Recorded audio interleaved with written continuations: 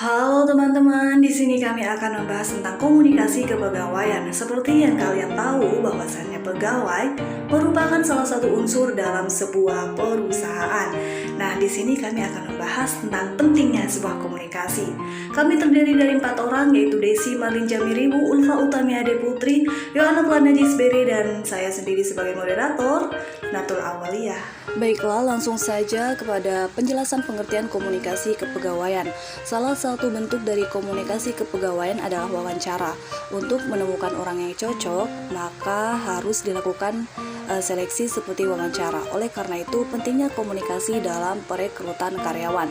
Komunikasi kepegawaian merupakan interaksi atau komunikasi yang terjadi antara bawahan, atasan, dan anggota-anggota lainnya dalam suatu pekerjaan.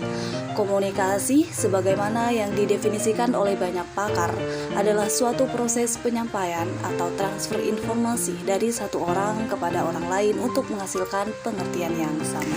Baiklah, dilanjut ke pembahasan yang kedua tentang pentingnya komunikasi dalam organisasi. Pentingnya komunikasi dalam organisasi ditegaskan oleh Kohler 1976 bahwa dalam organisasi, komunikasi merupakan perekat yang mengeratkan hubungan antara pimpinan dan bawahan. Komunikasi merupakan sesuatu yang penting bagi kehidupan organisasi. Komunikasi yang efektif akan mendorong timbulnya prestasi kerja yang lebih baik dan meningkatkan kepuasan kerja para pegawai. Karena pegawai yang mengerti dan memahami pekerjaannya akan lebih dapat bekerja dengan baik, yang pada akhirnya dapat meningkatkan kepuasan kerja mereka. Sedemikian pentingnya komunikasi yang efektif bagi suatu organisasi. Oleh karena itu, para pelaku komunikasi dalam suatu organisasi harus mengasah kemampuan mereka dalam menjalankan komunikasi yang efektif. Baiklah, selanjutnya kami akan membahas tentang wawancara kepegawaian yang efektif. Wawancara didefinisikan sebagai pertemuan tatap muka antar pribadi. Meskipun mengungkapkan karakteristik fisik semua situasi wawancara, definisi ini tidak memberi indikasi mengenai sebab mengapa wawancara diadakan loh. Berikut ini adalah beberapa di antaranya. Yang pertama, memilih seseorang untuk tugas tertentu. Yang kedua, memantau kinerja. Yang ketiga, tukar-menukar informasi. Dan yang keempat, memberi informasi. Yang kelima, menasehati. Dan yang poin terakhir adalah mengkonseling.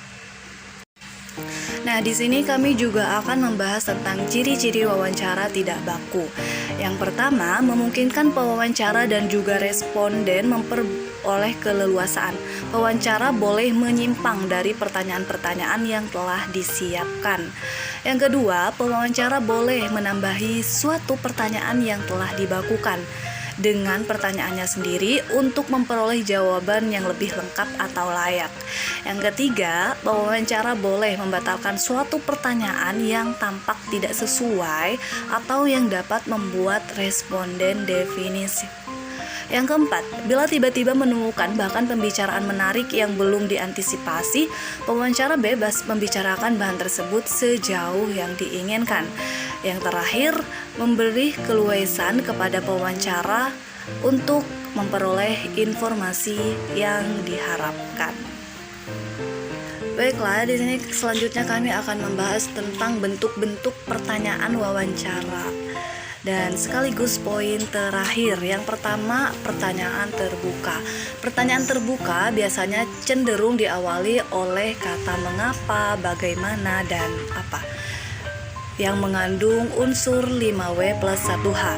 Dan yang kedua, pertanyaan tertutup. Pertanyaan tertutup biasanya cenderung dijawab dengan kata iya atau tidak.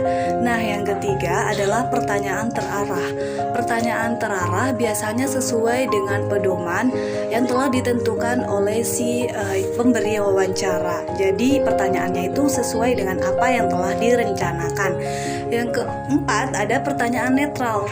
Pertanyaan netral ini cenderung tidak menekan si pemberi jawaban. Jadi di sini seperti sharing santai antara si penanya dan penjawab. Yang keempat, ada pertanyaan reflektif. Pertanyaan reflektif ini lebih mempertanyakan tentang kemampuan diri. Dan yang terakhir yaitu pertanyaan hipotesis, biasanya bersifat praduga atau sementara untuk mengetahui sifat yang akan diwawancara. Mungkin itulah yang bisa disampaikan oleh kami kelompok 10. Sebelumnya kami mohon maaf jika dalam penyampaian kami banyak sekali kekurangan. Terima kasih. Wassalamualaikum warahmatullahi wabarakatuh. Salam sejahtera.